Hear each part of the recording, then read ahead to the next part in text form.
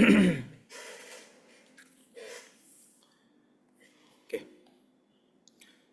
Assalamualaikum warahmatullahi wabarakatuh. Perkenalkan, nama saya John Felix Pangabean, NIM 2502001022411. Pada presentasi ini saya membahas studi kasus penerapan bisnis Big Data di Direktorat Jenderal Pajak.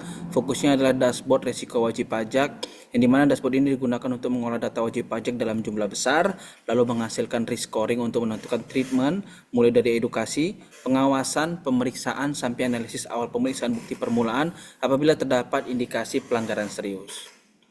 Nah, di permasalahannya DJP adalah data wajib pajak itu sangat besar, cepat berubah, dan sumbernya beragam. Data tidak hanya berasal dari SPT, tetapi juga e-faktur, pembayaran pajak, dan data marketplace, perbankan, bea cukai, dan sumber eksternal lain. Nah, jika proses pengawasan dilakukan secara manual, DJP bisa kesulitan menentukan wajib pajak mana yang paling berisiko. Maka dashboard ini bertujuan untuk mengintegrasikan data, membuat risk scoring, mendeteksi anomali, dan membantu menentukan prioritas pemeriksaan secara lebih objektif. Nah, alur dashboard ini dimulai dari pengumpulan data, dan data DJP berasal dari SPT, e-faktur, e-bukport, pembayaran pajak, serta data eksternal seperti marketplace, perbankan, bea cukai, dan data izin usaha. Nah, data tersebut masuk ke dalam data lake yang dimana dibersihkan dan dicocokkan. Misalnya, mencocokkan NPWP, NIK, nama wajib pajak, dan data lawan transaksi. Setelah itu dilakukan analitik seperti risk scoring dan anomaly detection.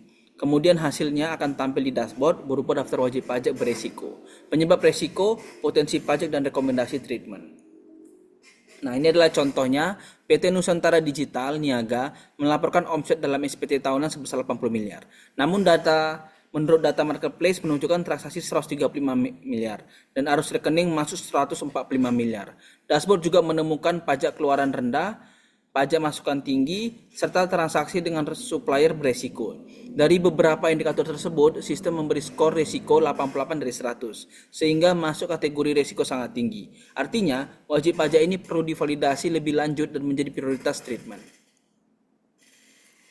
Kemudian treatment ini dilakukan bertahap. Pertama, petugas memvalidasi data agar tidak terjadi kesalahan analisis. Kedua, wajib pajak dapat diminta memberikan klarifikasi atau penjelasan. Ketiga, jika penjelasan tidak cukup, kasus dapat masuk ke pemeriksaan pajak. Dan keempat, bila ditemukan indikasi kuat adanya kesengajaan, dokumen tidak benar, faktur tidak sah, atau pelaporan yang menimbulkan kerugian negara, maka kasus dapat dianalisis untuk pemeriksaan bukti permulaan. Namun dashboard bukan alat penghukum otomatis, keputusan tetap harus berdasarkan bukti dan prosedur hukum.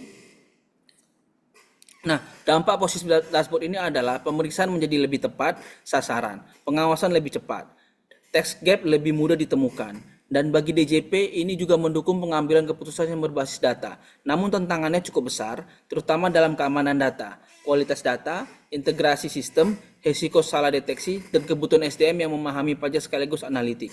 Peluangnya adalah meningkatnya kepatuhan pajak, efisiensi pemeriksaan, deteksi dini tindak pidana perpajakan, serta mendorong DJP menjadi organisasi berbasis data, yang dimana kesimpulannya Big Data ini sangat membantu DJP, tetapi harus digunakan bersama validasi manusia dan prosedur hukum yang jelas. Dan terima kasih.